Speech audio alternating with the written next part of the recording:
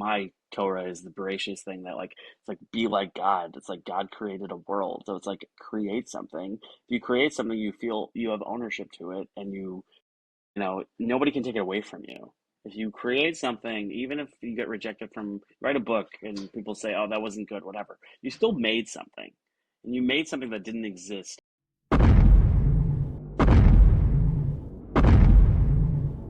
Eli Lebowicz, thank you so much for joining us today on the show. Sure, thank you for having me. Pleasure, absolute pleasure. So, clear a few things up for me. Excuse my total ignorance. Okay, but number one is this, Who are you? yeah, is this your job? Are you a comedian full time? Is this completely what you do? That is the number one question I get. People usually say, "Oh, I appreciate the respect that you ask that," because people ask it very condescendingly. They say, "So is this all that you do? You just stand up there?" Nah, And no, as of a few years ago, this is my full-time job, which that's beautiful. people say at the end of shows and say, which is their way of saying you can still take the LSAT if you wanted to. But yeah, this is my full-time gig.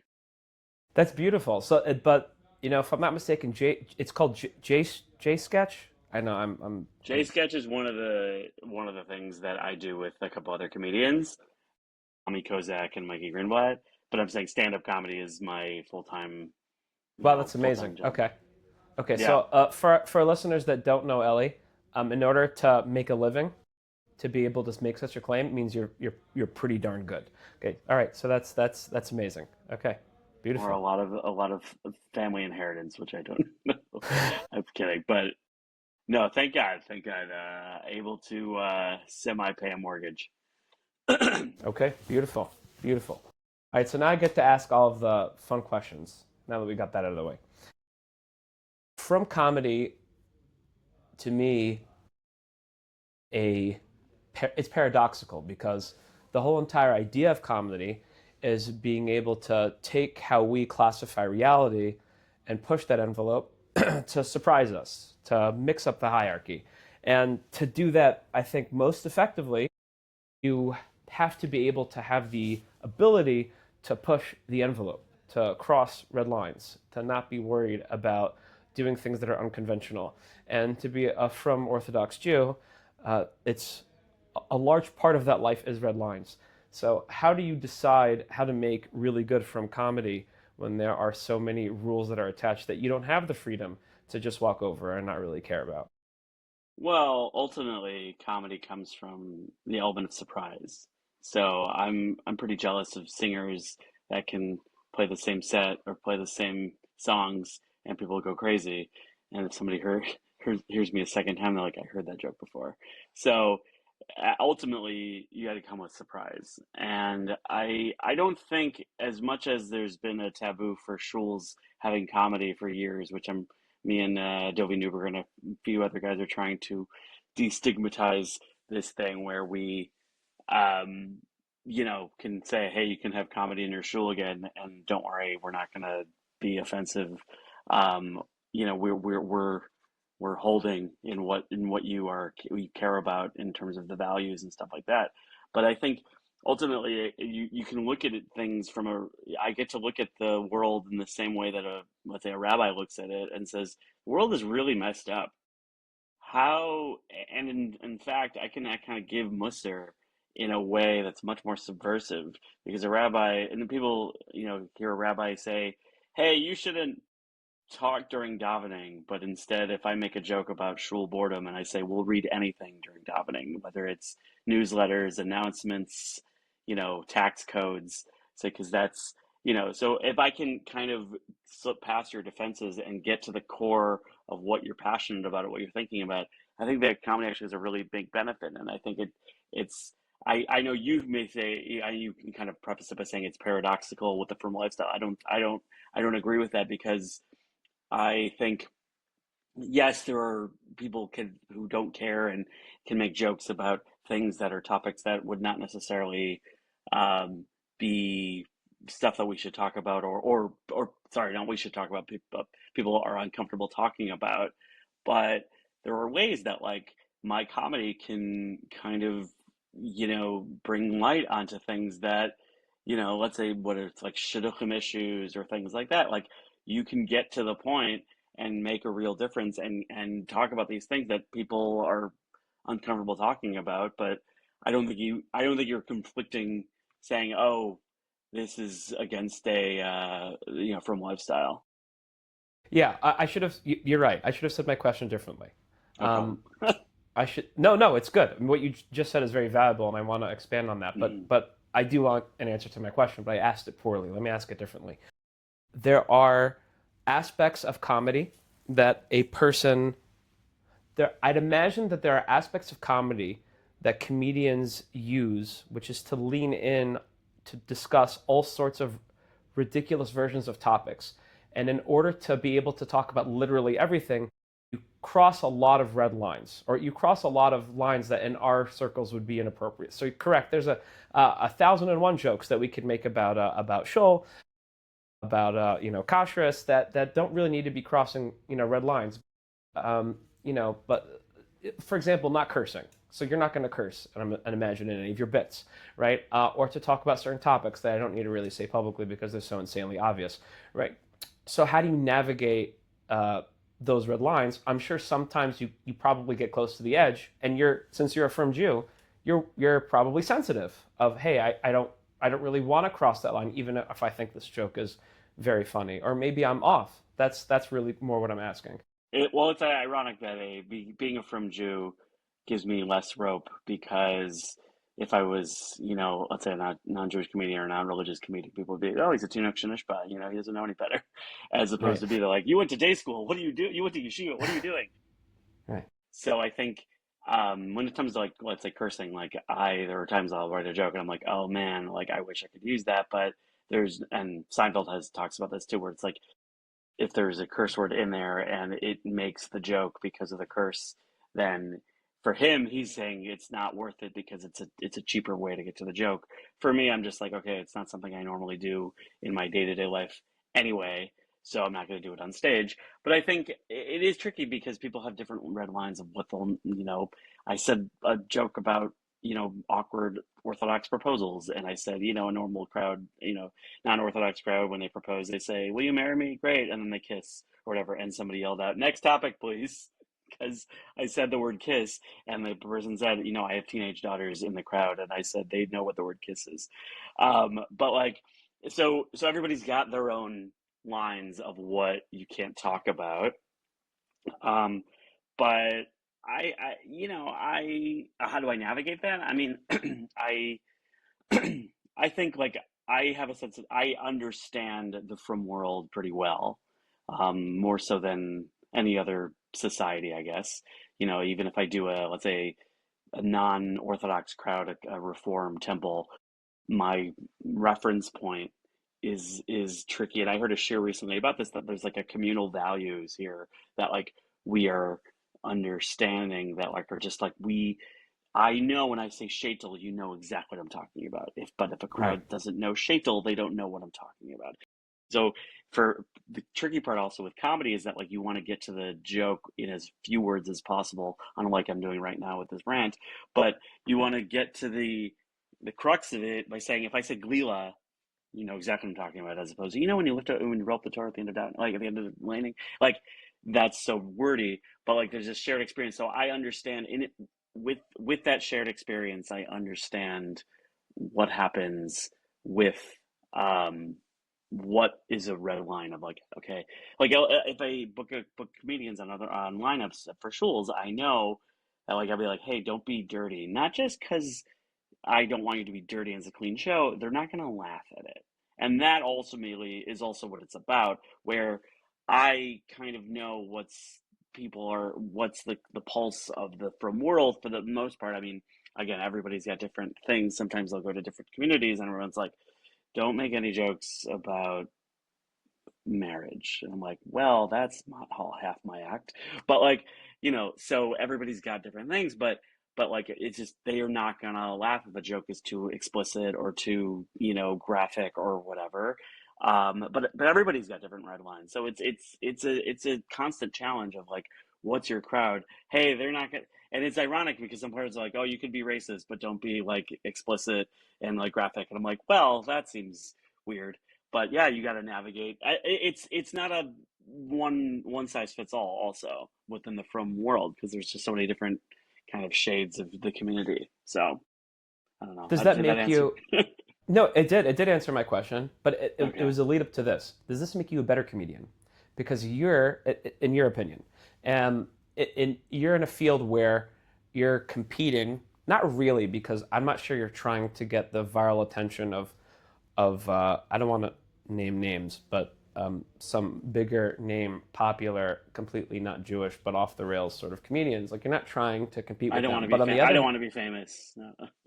well, it's not I'm necessarily kidding. about that, but uh, I'll say a name. I'll say a name.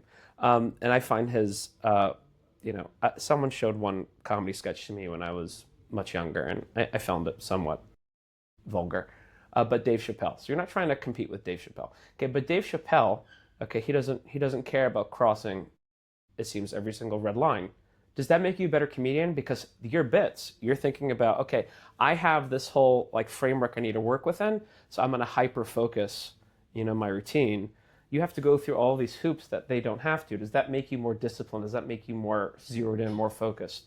I don't know. I think it's more in parallel a little bit. It's a little bit like Twitter or X, what do you want, whatever you want to call it, used to have this. I think it was 140 character limit of tweets, and versus like I started out writing jokes on Facebook, and then I kind of devolved into the cesspool that is Twitter and anti-Semitic, rabbit hole that is Twitter right now, or X, and then they expanded it to 280. But at a certain point, it was good because it really helped me edit a joke if that was too long for Facebook.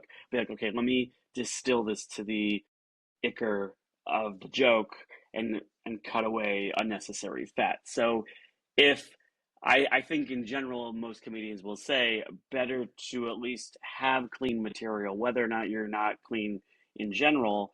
Better to for the forgive the reference, but they say for like a late night 5 minute spot on a TV show, you have to have 5 minutes of clean. What is that? Doesn't mean Young Israel of whatever clean, but that means clean. That means if your jokes are about this, you have to cut a lot of this stuff. So the fact that they don't have to like trim a bunch of things is is easier, and it does make it like, hey, let me work a little bit. I don't want to say more lofty, but like I want to be like, okay, let me go with this approach where I'm not going to be dirty, so I don't have to like cut stuff later. That's I think probably harder to do, is to sanitize a joke that's not so clean, let's say. But to am I stronger for it? I don't know, because let's say I perform almost for exclusively for Orthodox, or not Orthodox, but Jewish organizations, and a lot of them are Orthodox because that's the circles I run in. Um, but like a general, if I do a corporate show for like two Hasidic owners of a nursing home and their 10 non-Jewish employees, I'll be like, hey, do you guys own a crock pot? Do you play board games on Saturdays? Like, what are we doing here? Like, so it's a different challenge. So that's something I would run it in parallel, but I would think that like, yes, starting from this square one of being, I think like there are comedians that are really big names. Like Nate Bargatze is a really good. I don't know how in the game you are these days, but Nate Bargatze is a very very clean comedian, like completely like, and he holds it as a value. He's a very Christian guy, so he very much like it's like completely clean, and like you're not gonna. It's like the Brian Regan back in the day. Also, it was like somebody back in the day. So, yeah. So I think like there's if you can be clean to start, you'll be better off because you'll have more opportunities, and people won't be turned off because who usually, that's my take on it. Okay, let's take it from a different angle. Eli Lebowicz from versus Eli Lebowicz not from. Who do you think would be funnier? I wouldn't even know. Like, I mean, not even close to Well, that's well, like that's the crux. Well, that's the crux, I think, of the question. I, Like, I it because of all of these pressures that you now have to take in this Nakuda, this red but line, and but that's what people who don't. That's what bothers me about the as a Jew activists, the people who hate on Israel just because that's trendy, and or they're suffering with a lot of guilt that they had a sixth grade rebbe or a bad Hebrew school, and they don't practice Judaism day to day or even year to year or whatever. They maybe go to shul for one day of Rosh Hashanah, maybe, and but they're like gonna bash Israel. For me, Judaism is such a part of my life that like wearing a kippah is not a gimmick or a prop, and like people would say, "Oh, are you gonna like hide the fact that you're Jewish with all this anti-Semitism?" I'm like, "Yeah, let me just like take off my kippah, cover my nose, shorten my name, change my thing. Like it's my identity. Everything is, and people, it's upsetting when I see out there in the world the like secular Jewish people who are like, always rip on observant people or Israel or whatever, where they're just like, well, I don't see anti-Semitism, and you're like, you're not doing it. You're you're not doing it. Oh, great. Your last name is Goldberg. Shkoyach. You okay? Fine. Yeah, you may you don't get comments online, but like the day to day of like, are you going to a shul that needs extra security because they have an Israeli flag somewhere, or just in general because it's open season on openly practicing Jews? That's a different thing. So me not being from, I don't even know what that person looks like. It just doesn't. So you have no frame of reference. Okay, I, where I I was know going from for reference, is I've been my Jewish bubble, and I'd be like, hey guys, and then also like again, not just that, like this is my novelty, no, no, but no, I no, no, get no. it. I I'm saying like meaning I wouldn't even know where to begin. I wouldn't even know, but like you're saying, if I decided to be overly dirty, it just wouldn't. It'd be like, hey, here's a completely different person, and I wouldn't know what that person would look like. That's fine. What we can move on from it, but the what I was getting at is because you're an Orthodox Jew put you in a crucible of comedy that therefore makes you more potent. And maybe you can't answer that question, which is fine, because you can't reference yourself to what you would be without. I Like think you spoke about that crucible of Twitter, right? So you were able to gain a little bit from that. Okay, so yes, if Twitter X would not have existed, maybe you'd be a little bit less funny, right? Because that helped your game. Could be, right? So you being an Orthodox Jew and having the crucible of having to manage Shuls and these politics and not talking about certain topics and certain words that make you yeah. funnier. Well, it's a little bit like if I went to YU versus I went to a different college, right? If I almost went to like University of Maryland, which has a strong Could Jewish, be. population, but like YU being able to, part of the reason I got into comedy was because friends of mine were like running a open mic night, essentially talent show, and I was able to be like, hey, let me do this because there's only so many people at the YU campus, so I was able to like easily get involved and continue and have that network of people to keep doing, and being in New York versus if I was in Maryland or whatever, it would be a very different story. So I think it's just a matter of like what's it, closing doors, whatever. What if your life was very different? Like that would just be like I think I probably wouldn't be a comedian because I would just be like, well, me. It could be that me doing comedy and people say, oh, you're like, you're funny. I'm like, well, I don't have other skills, so that's good. That like I wouldn't know. I wouldn't feel this subconscious pressure to be like, oh, I don't want to be an accountant, lawyer, rabbi, or doctor. So I picked another option, which didn't Okay, exist. fair enough. I Yeah. think that one of the, if not the biggest issue with this generation, I mean Mm. the one after mine, but it's probably mine also, is there's such a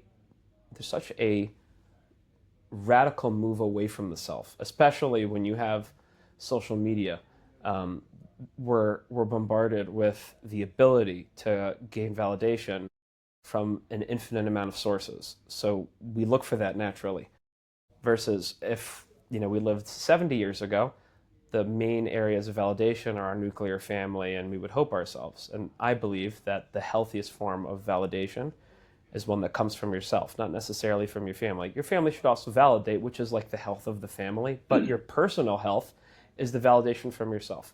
Which is why if you walk down the street and someone calls you an idiot, it really shouldn't affect you, because who cares that someone called you an idiot? We live in a day and age where what a person individually thinks almost doesn't matter, because people aren't used to internal validation. which means they're broken. We're used to validation of social media. How many likes did I get? How many views did I get? Who's emailing me? Am I popular in school? Am I popular in work? Like more than ever, which is really dangerous. Now, you're a comedian, which is hyper validation. Like you walk into a room and your job and your persona is based off of, are people going to laugh at my joke? And the validation doesn't come in, let me check in 5 minutes if someone liked my comment. Your validation comes in, you drop a joke and there's either a response that's positive or there's not a response that's positive, right? So how does that hyper validation not make life more difficult and you're not being able to focus on your internal self-validation? And how do you combat that? Because you've either fallen into the pit, which I doubt, Ellie. You seem like a healthy man. Okay, but if you've fallen into the pit, ouch, that sucks. And if you haven't fallen into the pit, then that means that there's something that you have that I think everyone could learn from, because you're the most amount of danger for falling into the pit of hypervalidation from being outside yourself, and yet you've been able to pull it in. So go ahead. Well, I think part of this extends to the world not having a the moral compass is fraying in the world in general. So the guidebook of what to do is very, very arbitrary from, whether it's an administration or a political party. So for myself, I mean, most comedians will tell you, anybody will tell you, like, you're crazy enough to get up on stage in front of strangers and think like you're gonna make them laugh. Like, of course that stems from, hey, I didn't get enough validation as a kid, which I definitely didn't. But Is that really where it stems from? I wouldn't think that necessarily. probably, I don't know who gets up on stage and says, "Hey, everybody, You make." have a talent. You have a talent. Why can't you But how do express your you? talent? But what makes somebody? How about what makes somebody have that talent? The ability to Meaning, manipulate things. The I understand, but how do someone you? who But had, meaning, it's like seeing someone do like a crazy magic trick or not magic trick, but something like a crazy like skateboarder or whatever. How many times they had to do you know how many times you had to fall down to realize you were good at that or whatever? Like, there's this comedian Gary Goldman who says every time I see close up magic, like I see, like, I'm such an empath that, like, I saw this guy, you know, pull a card out of an orange, and instead of being wow, I said, "You must have had such a lonely child." It was such a good, like, chiddush, for lack of a better term, um, because no, I'm saying, like, meaning, what makes somebody get up on stage in front of strangers and say, "Hey, I'm gonna," especially when most people are, like, scared to again, speak in public. why can't it be the power of manipulation, not in a negative way, but the power of manipulation and psychological control? Then you go into because then you go into sales. You're you go into sales, and you go into a career that's a lot more lucrative. Because it's not, but because not everyone's about making money, right? I I'm mean, a Rav I by trade. I guarantee you right now, okay, I would do far better financially if I was not a Rav, and I have plenty of talents I think that I could add to the business, or at least so my wonderful wife tells me. Okay, but I chose this career because I felt that it was right, and I had power within this career to do good, right? So I think a comedian could do good, and even though he might be a tremendous salesperson, just because he feels like he can add something to the universe without having to make an extra buck, Ellie. think there's a lot of. I think many comedians, or maybe Seinfeld. Maybe I've heard too many interviews with Seinfeld, but it would say, "You don't choose comedy; comedy chooses you." Okay, And talk about that then. I think there is this thing of what compels someone to get up on stage and say, "I'm going to tell these jokes," and you mean the amount of times you have to not do well or fail or work on it, which again is something that I don't have enough discipline in general in most things. When people say they're on a diet, I'm like, what's discipline like? So, like, this is probably one of the only things I've stuck with this long, partly for just like because it's like my default setting at this point, where I'm just like, I started out by, like, hey, writing jokes on Facebook and saying, hey, I thought this was funny, or like when I was in YU, I created like a joke newspaper type of thing. So um, but I think there is this, what do people do in the world? You're right. I think the world, everybody does not have validation. They need their validation from Twitter likes and Facebook and Instagram and things like that. Which Um, is toxic. by the way. That is like the most No, toxic it's thing. just toxic because again, it's the Ezo Shir Sameach L'chalko, or Ezo Sameach. I forgot. Wait, Ezo Shir Sameach L'chalko. Is there a You got happiness it. one? But there's a happiness one too. No, I'm whatever. sure that That's we'll make you whoever the learns rabbi. from others. That's whoever learns from others. Whatever. But anyways, so it's not just whoever's rich, whoever is happy with what you have. Yes, if you keep putting that yardstick on, hey, if they like this joke, then I am good as a thing, as a person.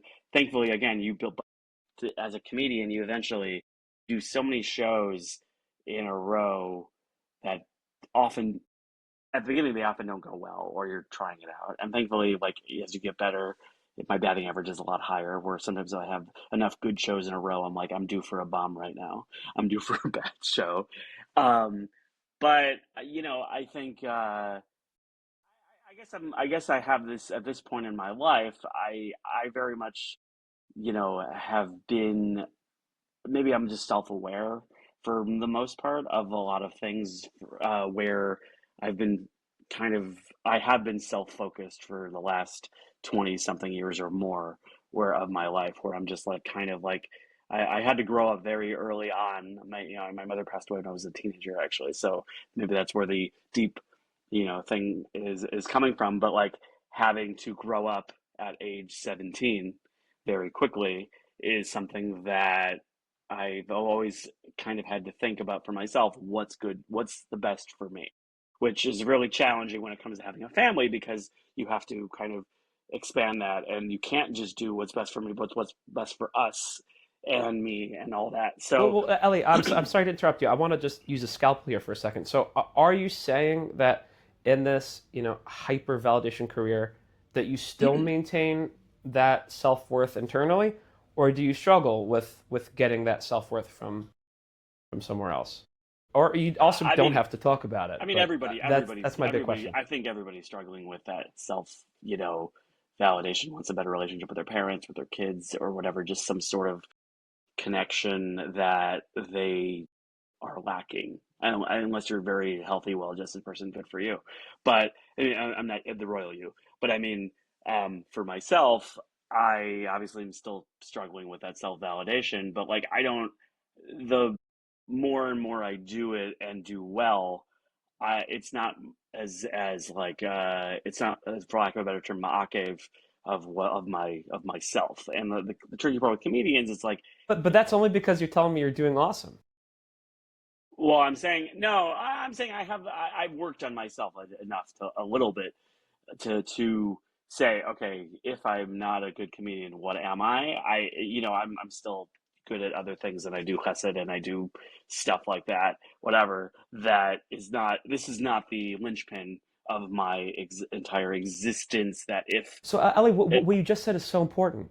No, no, I mean it because this realization that you've come to, we want everyone to come to, obviously.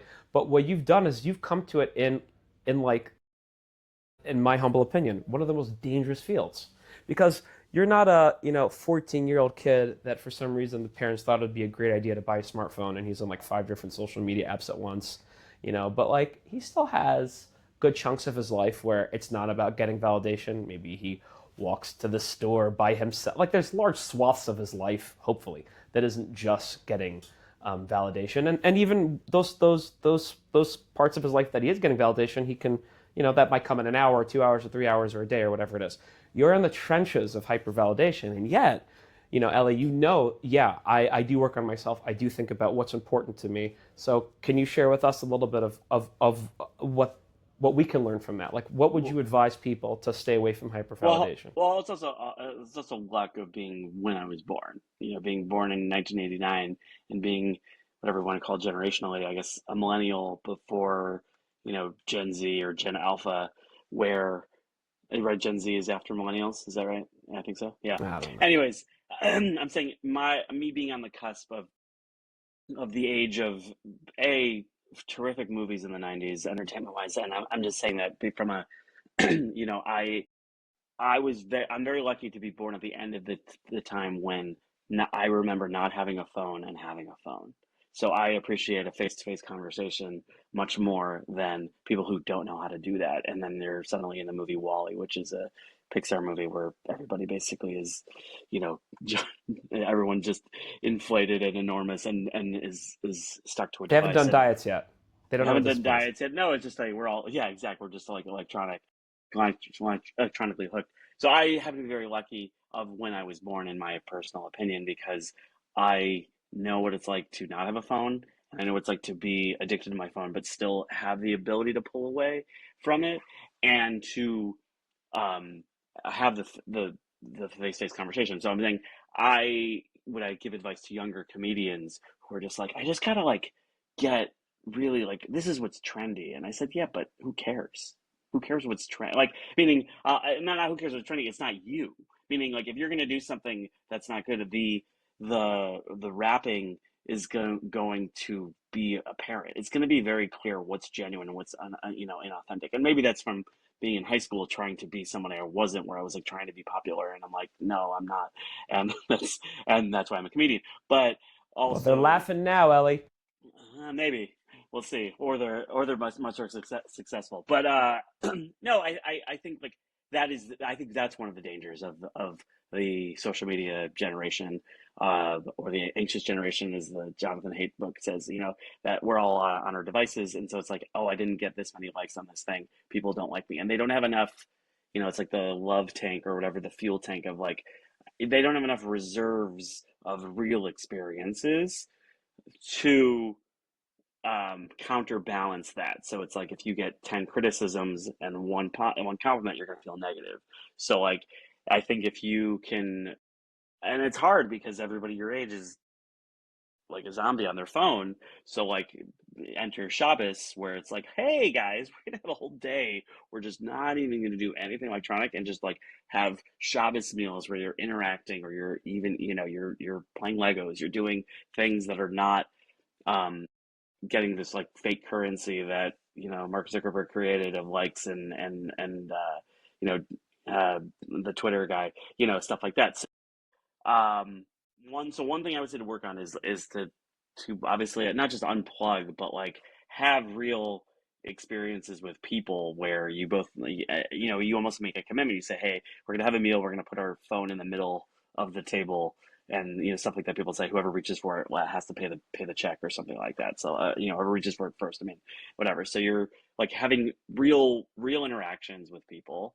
Um, but like, be true to yourself. Even it's very hard to tell someone who's a teenager in high school, or you're in Israel, to be okay with feeling the beat of your own, going by the beat of your own drum for the most part. Like, maybe that's just also my nature, is that like I never really fit in a lot of ways. A different background of people. I went to an Orthodox school, but like a very strange household experience. My parents were divorced, and so you're suddenly, I'm starting a podcast called What's Your Trauma, but that's another. um but like, I think there's, so for me, I never knew what the norms were. I mean, I'm from Chicago, and then I went to YU, and I came to living in New York, and like I didn't know like a lot of this like shtick, for lack of a better term, of like shidduch resumes and all this stuff that like in my head, unfortunately, is Narishkeit, where I'm just like, this is not real. This is this like facade of that has nothing, that in theory has to do with Judaism, but it's not.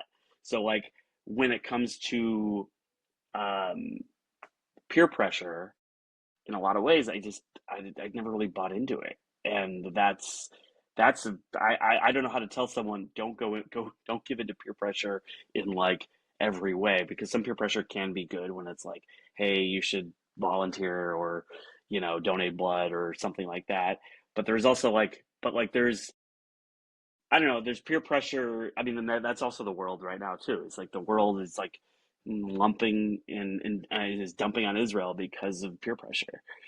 Everybody's just like, hey, all these people say this thing. I'm like, hey, I got yeah, anyone who always says that. Like, so many organizations said this thing when it's like very cyclical, and I know this because Jews are the old ones who have the receipts from the world. We're just like, oh, we like Jews are the 100-year-old man who are just like, I've seen this before. I know how this ends. Yeah. And like this reboot of anti-Semitism is just so stale to me. I'm just like, we've seen this. You're just changing the names. Like people are like, if they got rid of Bibi, then everybody would be okay with Israel. Almost like, let me show you a bunch of history, how people reacted to Israel at any point in time. So, anyways, my ADHD is kicking in. Hold on. But back to the point. But like being able to so the world when the world gets peer pressure, they say, oh, everybody says Israel is terrible. Like, I Well, mean, I have a kernel. I have a kernel of perhaps of sure, truth or advice.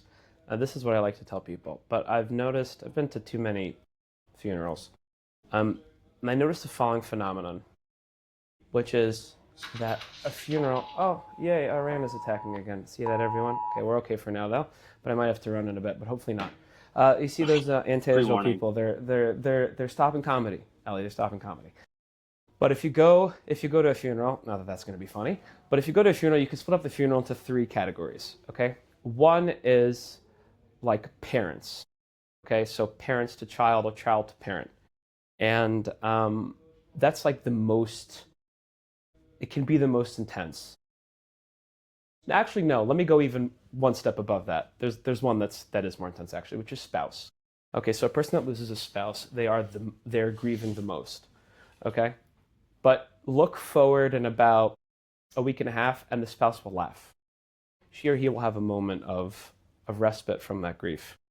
You know, 2 months later, they'll laugh like 2 or 3 times a day. Life will go on. They'll never be completely whole again, but they'll mostly move on from you in their day-to-day lives within a couple months. Okay, then you can use like siblings. That's like level 2. So under that, siblings, about 2 weeks, 3 weeks, they're back to normal. A lot faster than spouses. Okay, and then you have friends of the deceased. Friends of the deceased will be laughing that night, right? And I don't think that that's necessarily a cruel thing, but we have our own lives, right? And there's only so much importance that we have. So when we're trying to assign value that's coming externally to us, your closest friends will forget about you in 6 hours after your death. They'll remember you every once in a while. You're putting so much importance about how someone who doesn't even know your name is not even sure if he or she wants to give you validation. That person will never think about you again. Even if it was your best friend, and a day from now, they're not going to think about you. I'd be more interested in getting validation from the people that matter, at least the people they'll think about me for at least 2 or 3 weeks, for God's sake, right? So I think that might help.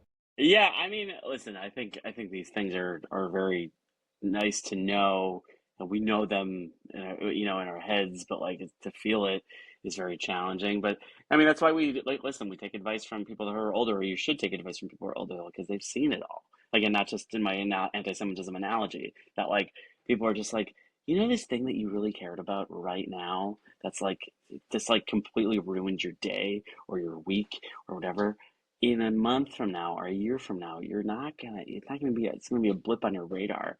And so if you if you can really um, you know, focus on what matters is okay, yes, your day-to-day interactions with your kids are challenging and I struggle with this, daily, but like at the end of the day, like but like the bigger relationship that you've gotten because of these day-to-day interactions are going to be stronger and that will last. I mean that's one thing, but I don't know. I mean I think the validation that people try to get from others is I mean that's why creating. I mean it's literally like the whole idea. My Torah is the Bereshit thing that like it's like be like God. It's like God created a world, so it's like create something. If you create something, you feel you have ownership to it, and nobody can take it away from you.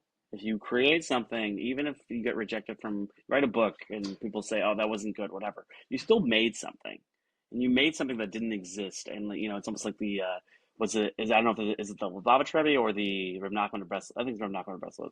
So forgive me for cross referencing other. I'm getting my It's okay. rabbis You're asking a confused. Litvish person. You're very safe. It's There okay. you go.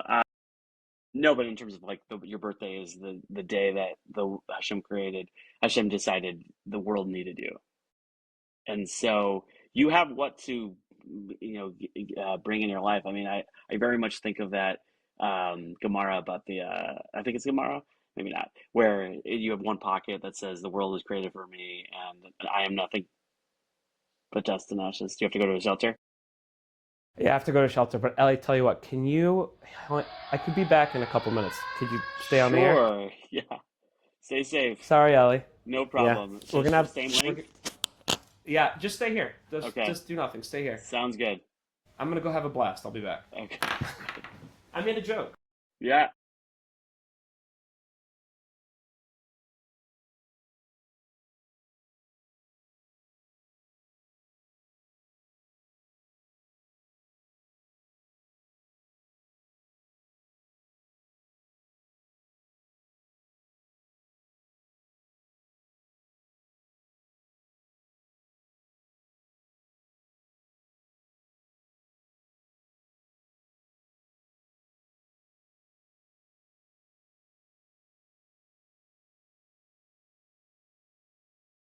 Are we all good?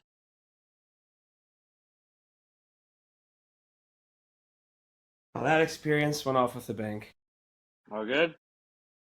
Yeah, Baruch Hashem. Where You missed me, didn't you? where do you live? I live in Givat Zev, but the yeshiva and the kollel in which I'm in, so they have a shelter like about 30 seconds, 45 seconds away by run. So I get my yearly exercise. That's what they're trying to before Pesach. They're trying to know. Well, that's the only reason why they're targeting civilian areas, because they just want us to exercise. They say, listen, Pesach's coming, and better. Yeah. Okay, so let's go back to what we were speaking about before. Okay, we discussed about validation, and external validation being negative. So you gave in a tip about at least limiting the external validation to not being from Twitter or X or Facebook. Make it at least face to face, so that external validation is at least someone, hopefully, that you care a bit more about, right? Which I think definitely helps. You also talked earlier before about centralizing it in the sense that, okay, maybe not even make it from the person that's speaking to you face to face. Eli Lebowicz shouldn't think what Dorfman has to say. Eli Lebowicz should care about what Eli Lebowicz has to say. So you said thinking about, internally, like what's important to me, being true to myself, which I think were also great tips. Is there anything you want to add before we move on? I think that, I mean, whatever. I'm not going to just do a cliche and say like Judaism will help that, but I do think there is Why can't you be cliche? I know. Go ahead. Part of why Judaism I think works. Meaning whether or not I was born into it, and like I said, I'm always the type of person to be like, hey, I don't believe in this or I do believe in this, like this social trend, let's say, does it work for me? And I'm not always consistent about it, but like I mentioned Shabbos before, how Shabbos is so important in 2026, even if it seems archaic and whatever. And you mentioned, somebody passing away, and say Shiva is also something that's extremely like you see the wisdom in it. I think that's just like a really important point that the Torah and Judaism, I think, hold up really well, personally, in most ways. Yeah, there are a couple psukim that are like, oh, that, about Eved Ivri and stuff like that. That's strange, but like but they don't, meaning holding up to the 2026 lens. But everything, no, I'm saying, but everything else. There's so many things like No, I know, I Judaism understand. and Judaism at heart. And again, goes back to my rant against the as Jews, that like if you really knew what Judaism was, it would make sense to you, or you would understand. So having something bigger than your social media, whether or not that's comedy or a hobby or something, is really important. Meaning, like, I learned this when my first job was working as a vendor at Cubs games in Chicago at Wrigley Field, where it was a big, like, started in high school, and we would Nice. do, like, because the Cubs had, like, Friday day games, so a couple times I may or may not have skipped a Friday and made money at Wrigley. And then so I do a Friday and then be off for Shabbos and then go You on Sunday. definitely didn't say anything to a rabbi about that. I didn't say anything to a rabbi about that, but listen, it was as Mark Twain said, I never let my schooling get in the way of my education sometimes.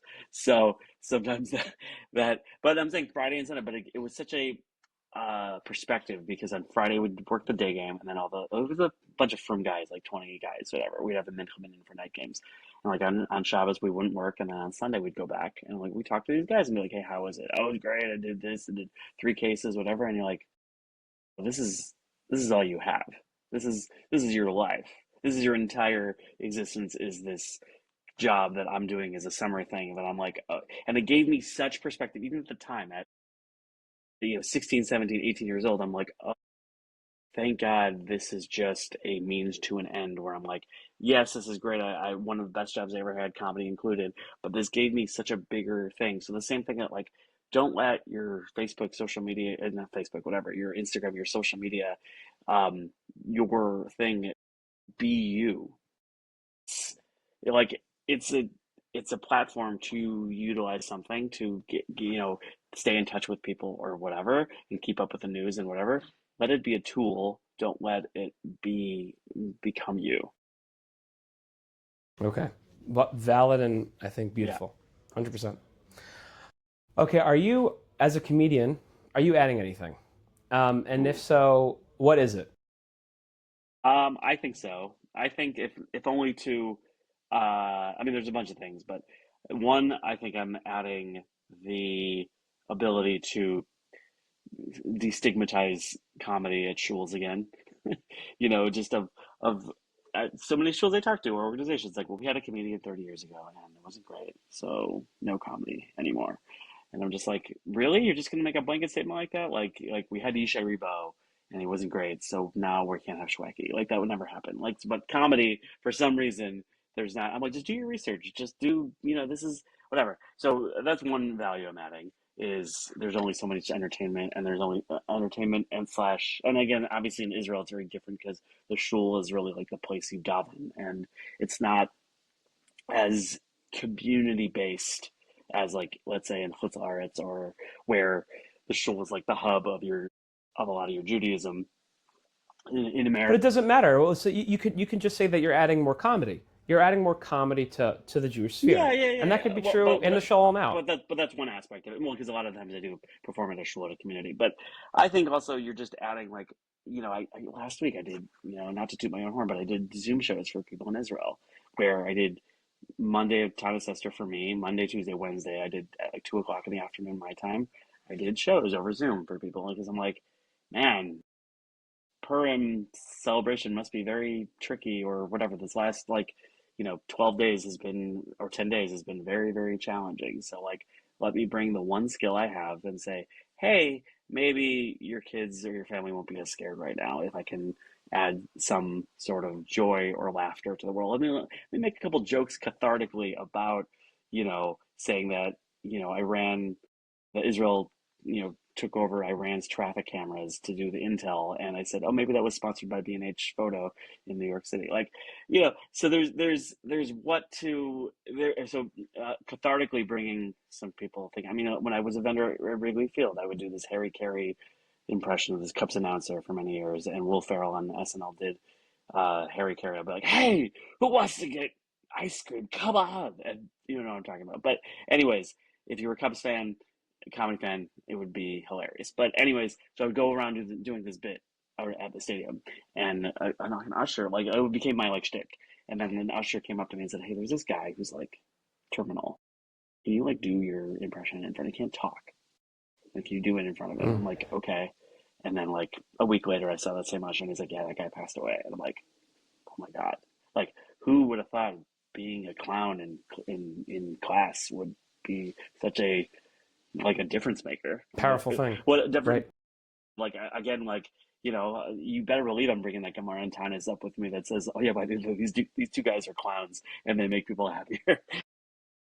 You better believe after all those mirrors, like, what? Sorry, it says in the Gemara. You better believe. I have a, I have a get out of jail free card here. So, like, Right. it happens to me. Like, so, that's not why I do it. I think it's just like, the same way that Judaism or rabbis can look at the world and be like, this is messed up. And this is what I was saying at the beginning. You can look as a comedian, you have to look at the world and be like, that's weird.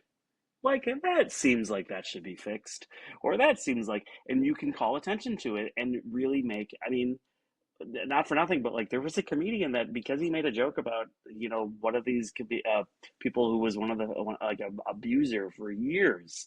He made a joke on stage and it went viral, and that person ended up getting arrested and they discovered all these cases. Like that's a really big like That's great. Yeah. you have a very powerful voice, and you can and people like I semi modestly say like it's the skill I have to help people make feel better, but like to be able to take topics like as I said, the last few years has been very tough for the Jewish people, which is something we've said for the last 2,000 years. But like and I know I hope you don't people aren't offended by that. But like I mean I know it's been more challenging than I've seen in my lifetime. But this isn't our first rodeo. We again, I said we're the 100-year-old man. I was like, I've seen this before. So like you know, like there were jokes in like ghettos and concentration camps, which again are like very dark places. But like if you can help someone feel a little less sad or depressed or scared or anxious and whatever by making a joke about it, like you really have the power to change things. And comedy gets a bad rap because it's like late Sunnis or Latsnu and whatever, which I have a whole joke about. But like, I don't know if and they call them late Sunnim, I think, in the Gemara. But like, are you making a difference? I hope so. I mean, like that's the thing about whether or not I'm being a good comedian or not. Yeah, sure, I made a difference. A couple shows I've done are like I'm never having comedy again, but like at the end, God willing, at the May of the Esther, are people going to say, "Hey, that guy like did this thing that had this bit, and maybe I don't take my Yom Kippur serious davening as seriously, but I'm at least thinking about improving myself when I say lots new, Right. that I'm like, okay, so yeah, you're making a difference. And you don't necessarily, yeah, you see the immediate 5 second, instantaneous laughter, but also like, somebody who Havdil worked on a movie, Havdil, who worked on a movie for years, and you don't know how it's going to be until it's released. So like, yeah, you don't know the impact you don't know what somebody's going through.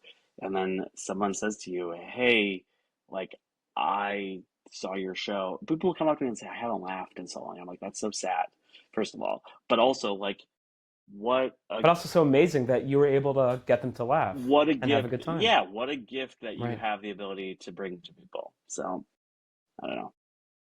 So Ellie, you said actually three things. So I here wrote two, so I just want to talk about one of the things that you said. I mean, having a good time and releasing so important. So 100% on you there. Messages that you're trying to give over, and you could package that in a joke.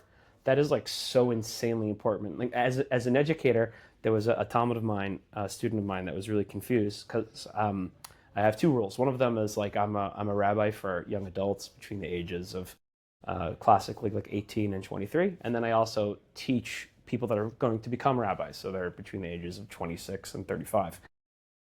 Um, with my boys, so I'll joke a lot with them, and in that joke will be something like really intense, and I'll say some wild stuff. Like I had a kid once that was lying on a bench during a shiur, one of my classes, and I won't say it here. It was clean, but I'm still not going to say it here. Okay, that was like just really, really like wow, like it was like really intense, and everyone laughed about it. But the kid never laid down during one of my classes again. The same kid visited me when I was teaching my rabbis one afternoon, and he saw like people coming over and asking me questions, and I like never made any jokes and was super serious. He came over, he's like, why don't you ever crack any jokes or like dick people at all? Like you're all like really cold over here. Like there's no laughter. And it's just because they don't need it.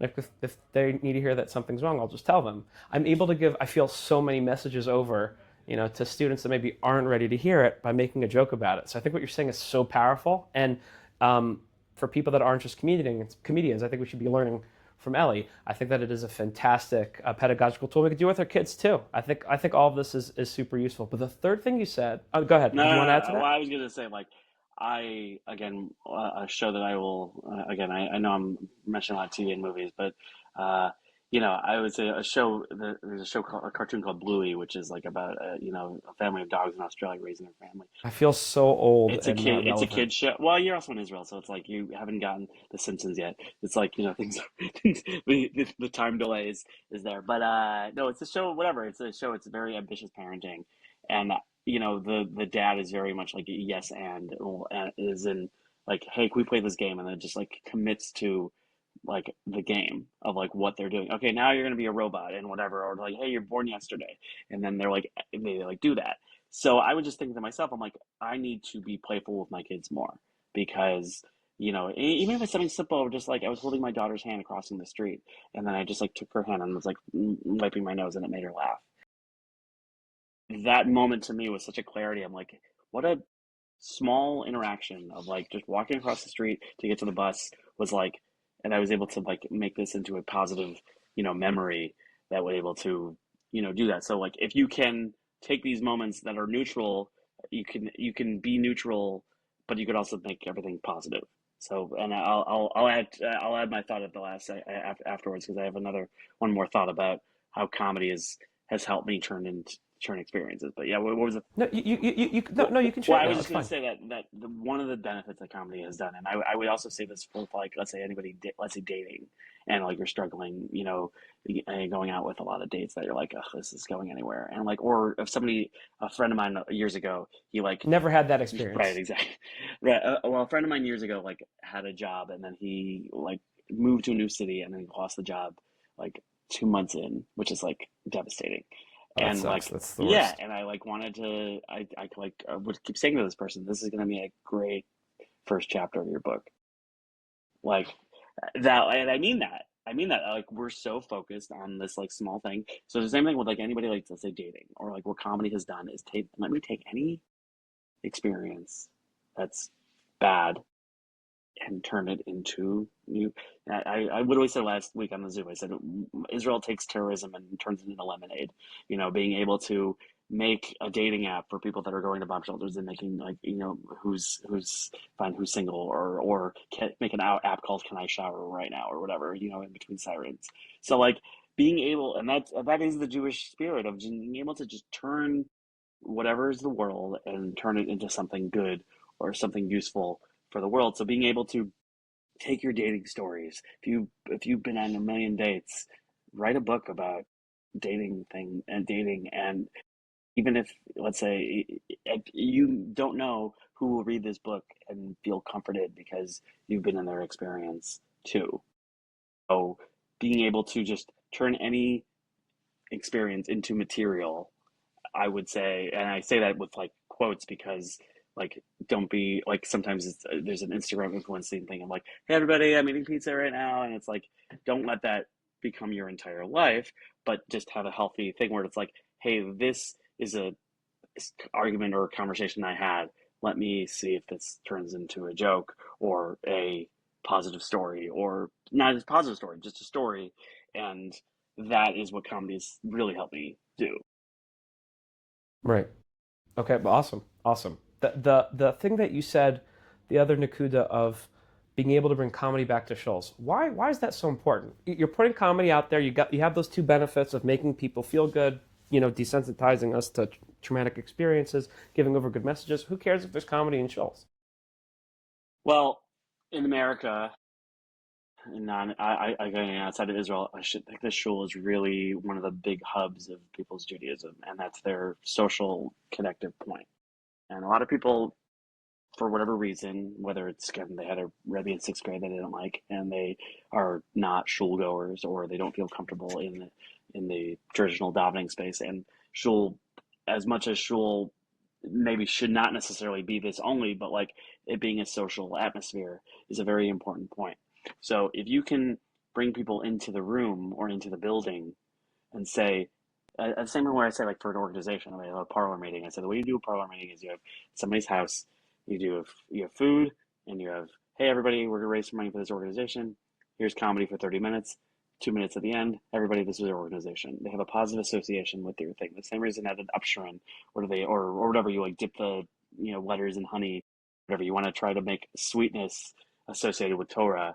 So the same thing, like if people have a shul and say, hey, our shul has events that you're you're doing something that like it may get somebody who doesn't necessarily go into the shul normally. Why? And it's just like this is their community. This is their community, and it's okay because and there's just a point of commonality that like shul is not just going to be the place where you're just like, we're going to say the prayer from the Medina, be really concerned about security and all this stuff. And like, you know, what is a future generation going to look at and say like, okay, like especially like say in Europe where it's like really like armed guards, like really intense thing. Shul is a very very scary place. Like I said, Right. Habdil, like I think like going into a church and or Catholics, you just see like the crucifix and you're like, oh my gosh, that would be like terrifying. If that's some people's experience with Shul, where it's just or back in the day, or our generation had this like Holocaust imagery right at the front gate, and you're like, that is a Right. little Yeah. heavy Yeah. to Sure. walk into.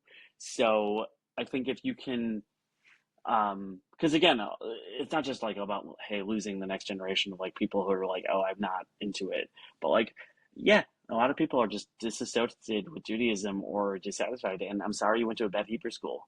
That's not Judaism's fault, but like, yeah, we can definitely do things from a overall chinuch perspective. Um, where we can, and that means transforming some of our spaces to understand that like the old guard, like there's a very uh, tricky balance and a healthy balance of keeping the old but adapting to the new. And we're on a podcast, like that, like, oh, did the Mission Berurah predict podcast? Like, I don't think so, but that's okay because you're like, okay, you're using this to like, hey, we're going to disseminate like really hopefully positive, ideas into the world in a time that feels very precarious to feel Jewish and to feel. There's so many people who like don't want to like who want to like hide their mezuzahs, hide their high necklaces and stuff like that, and I, I mean, I literally say that I think a lot of people have this relationship with the world, like Jews have this relationship with the world where they either have it's like an abusive relationship where they think, oh yeah, like this time it'll be different, or Mm. they are like in the forgive me for like the friend zone if there's this person they like, and then their friend zone they're like, if I do this, then she'll like me, and it's like that is not. I don't think like meaning people are like if I denounce Israel, then they'll like me, and you're like, I don't think that's not what it's gonna do. So any Parnassa aside, which hire me for your shuls, but Parnassa aside, like Shameless it's plug. shameless plug, of course, but if we have comedy and prideful Jewish programming, that is just a plus. It doesn't have to shul doesn't just have to be the place that you daven and overeat And get scared of. and No, I get get. No, scared that's of. profound. Yeah. Yeah. No, I like that. Okay. Last question. Okay. Very, very different. What was a great joke that you worked on? You put a lot of effort into it, and it was going to be amazing, and you dropped it, and no one cared. And why didn't they laugh? Meaning, you're saying what a joke that didn't go well that I bombed. That bombed. Yeah, but not bombed because you made a mistake It necessarily, just or maybe you wasn't a did. But joke that was what so was one funny. joke like? Yeah, no, or maybe it was, or you really thought it was. What was like something that was this is going to be amazing, and then you dropped it, and it just didn't work, or did that ever happen to Never you? happened. No, I haven't worked that hard on that joke. I'm trying to think because there's also times where it's like early iterations of a joke, and you're like, I think this is so funny, and then just falls flat. I mean, I've started saying this joke where I talk about El Al, and I used to say this joke like I used to fly El Al. When I went to Israel, I flew El Al because I forgot what it was like to fly El Al, and then now I started saying this joke, and I say, and it's I guess it's too raw where I say I fly El Al because there's no other choice. Like nobody laughs at that joke. Nobody laughs. So then, It's a good well, joke. then I started picking it up again, and I said, well, a lot of people are talking about Netanyahu extending the war. I think Allah was extending the war, which again is a very dark joke. But I'm like, when LL, I said LL has really tested our devotion here, where it's like, hey, you're supportive of Israel, huh? How supportive? $3,000 a ticket supportive? How much do you want to go? So there's again the same thing that like, and Judaism will say this too. Is like the whole tshuva process. I mean, Kisi said with the Egel is. is being able to learn from our mistakes and like, you know, ironic. I think what the Mishkan is a permanent reminder of of the Egel, essentially, that like, by the way, God's always here, even if Moshe disappears for a month and a half. Like, there's always this God's presence, which again is the lesson of the Gullus that we're like, oh yeah, like, you know, um, so to be able to learn from what doesn't work, which is again the comedy thing of you can really be meticulous and be like, okay, why didn't this work? And sometimes it's the setting, and sometimes, hey, you had a person doing a geriatric home care presentation right before your show at the corporate holiday party, so you didn't do great, but also that didn't help, which is a true story.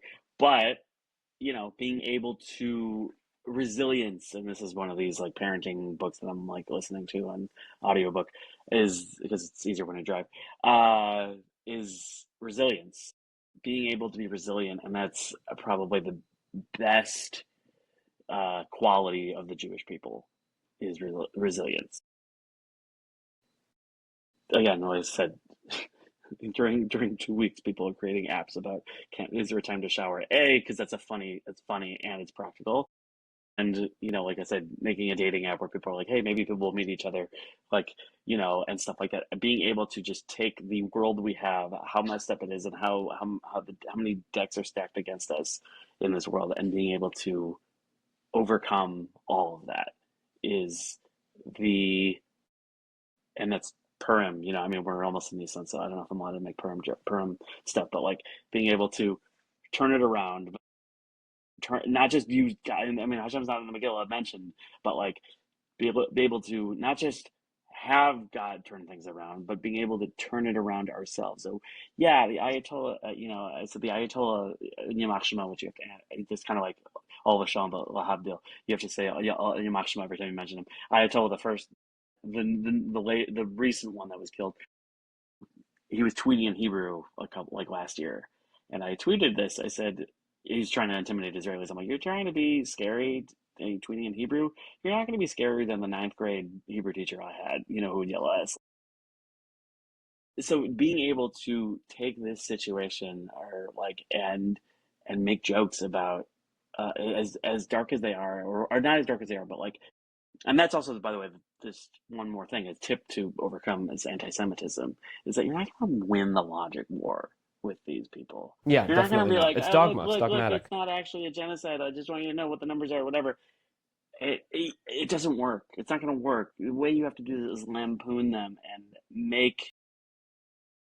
This is where Leitzanus comes in handy, where you take a cardboard, them holding up a cardboard cutout of the new Ayatollah who may or may not be alive or with one leg. And I was like, oh, this is just like COVID. Like, they have cardboard cutouts at baseball games. You know, make make jokes about these things because it's the ultimate power to ridicule their arguments a little bit, and that will bring light, because your head to head is not going to work. But if you sweep your leg under them and say, hey, I'm going to make fun of you, if you're an anti-Semite, whatever, like, oh shoot, what do I do with that? Like, use the weapons we have. Comedy is one of the strongest weapons Jews have had. Use it.